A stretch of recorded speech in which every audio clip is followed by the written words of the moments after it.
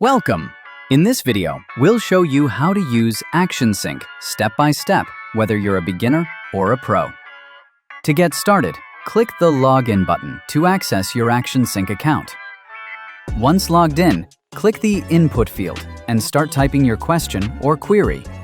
The accuracy and depth of your answer depend on your organization's indexed data, so the more data you have, the smarter your answers will be. You can chat with your knowledge base to gather more insights, like ask for features. You'll see that each response shows its source, giving you complete transparency and traceable attribution. You can click on this icon and easily see the source of this answer. Some answers can even have multiple sources. Yes, that's how smart ActionSync is. It analyzes multiple files to give you accurate insights. For even more detail, head over to the Context panel on the right, where you can see references from files stored in Google Drive. You can even add more data files to enhance workflow intelligence. Within Chat, you're fully in control of which sources are referenced. You can toggle them on or off as needed. All your past and recent conversations appear here. Further, you can search your entire knowledge base from one place.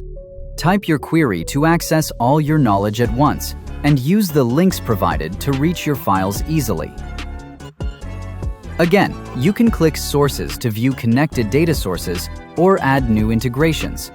You can even toggle your source to limit only specific file types. On the left bar, you will see another option for sources. On clicking, you'll land on Connected Sources. Here, on top, you'll see Shared Sources. These are the ones your whole team can access.